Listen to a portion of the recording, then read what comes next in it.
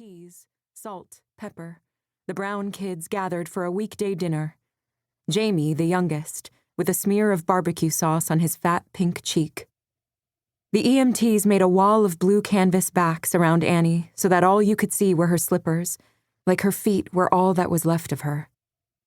Bill Brown bounced from side to side, adrenaline all over, his eyes big and then blinking, big and then blinking, like someone in a movie who was trying to send secret distress signals without giving anything away to the bad guys. Annie's slippers were purple, and Bill had given them to her for Christmas, even though she had told him she wanted a locket.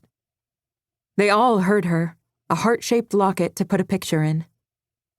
"These are nice," she'd said when she opened the box and found the slippers. She'd prepared herself. You couldn't see a shoebox shape and think there was a locket inside, unless your husband was the kind of man who would put a small box in a bigger one as a trick, and Bill wasn't that kind of guy. When she came home from working at the nursing home in the evening or the morning, depending on her shift, she would take off her rubber clogs at the back door and put on the purple slippers. Sometimes Bill would smile when she did that, like he was thinking he'd done good. He said that when he was happy about something. "I done good." There were the slippers, still, as if no one was wearing them, and there was Bill, bouncing up and down in the living room, his mouth open, panting. Hyperventilating, Allie said to herself, remembering Girl Scout training.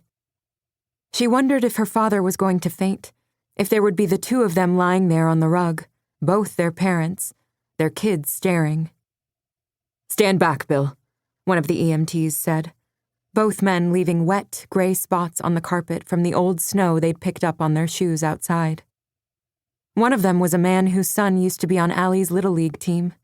One of them was someone Bill and Annie had gone to high school with. They lived in that kind of place. Jamie was still picking idly at the meatloaf, so that one crispy corner of it was all picked out, and most of the bacon was gone.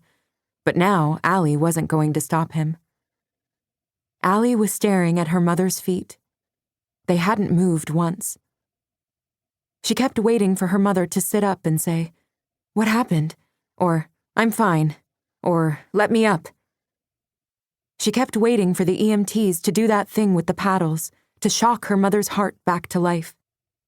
She figured that even if she couldn't see anything but the men's backs, she would hear that sound, pop, pop, and her mother's feet would do a little jump.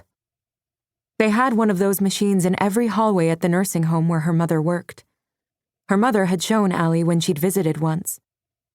"Do you know how to use that?" Allie had asked. "Of course," her mother said. "It wouldn't be much use to people if I didn't." "Let's get her on the gurney," Allie heard one of the men say. "What's a gurney?" Benji whispered. "I'm coming with you," their father said. And really fast, they were out the door. Him, her, the EMTs.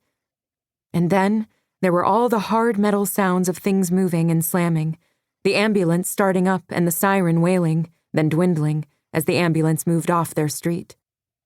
The living room felt as empty as if there were no one home, the way Allie figured the house did in the mornings after they'd all gone to school and their parents had left for work, and the only sound was the furnace in the basement clicking on and off, the hot air whooshing up through the vents, the occasional creak of the hamster wheel from Allie's room.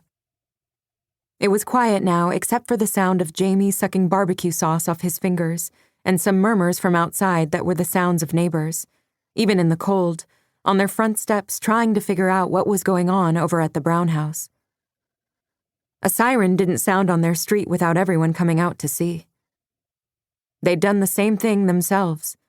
Chimney fire, their father might say, sending everyone back inside as the fire engine backed down the block.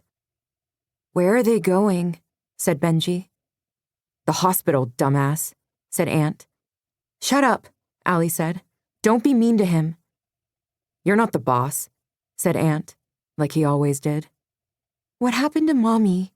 said Benji. "I don't really know," Allie said.